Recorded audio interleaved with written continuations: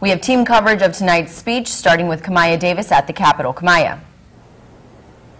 Governor Nixon says he has plans to increase funding for local public schools to an additional $150 million.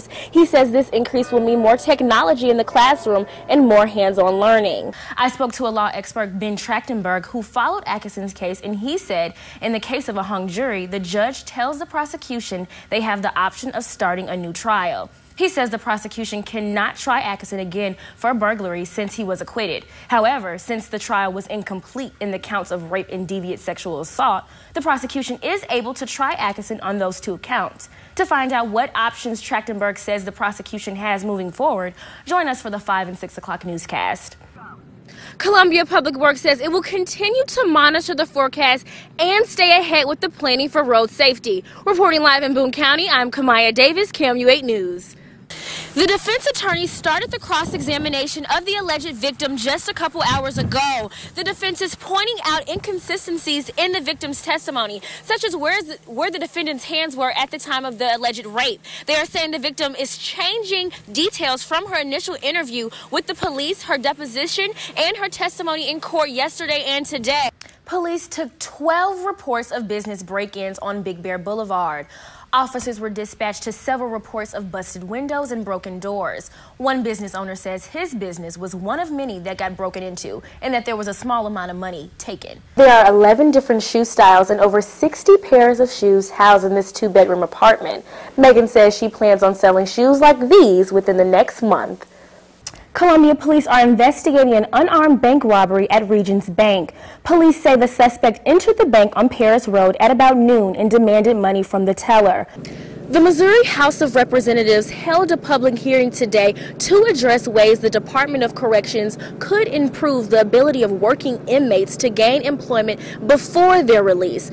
I'm here at a local center called Job Point that shares the same goal as the bill.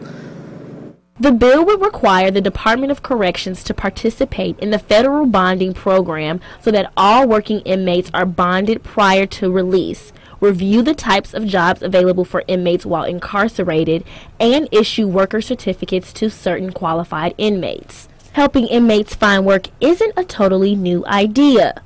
Job Point is one Columbia center that is aiming to help former inmates with employment. In relation to people who have criminal records, Job Point helps them successfully get back into society.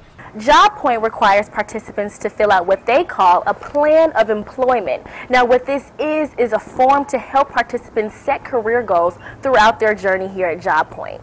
Job Point participant says he was walking past Job Point and something told him to stop by.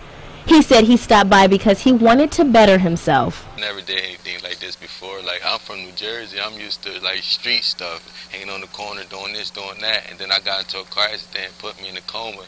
It killed my boys. And when I woke up from the coma months later, my mindset changed. I just wanted to better myself. Job Point recruiter says their re-entry services is an opportunity for people to get back into the flow of being in the community. They're human beings. They made a mistake. Could have made mistakes multiple times due to whatever the situation is. But we want to, reentry to us means any individual that's coming back home, and every one of them is coming back home. Less than 2% stay forever. The idea with the bill would be to allow even more people opportunities like what Job Point is now providing for some. The proposed effective date for the bill is August 28th. As of now, Missouri House of Representatives have not scheduled the next hearing. Reporting live in Columbia, I'm Kamaya Davis, KMU8 News.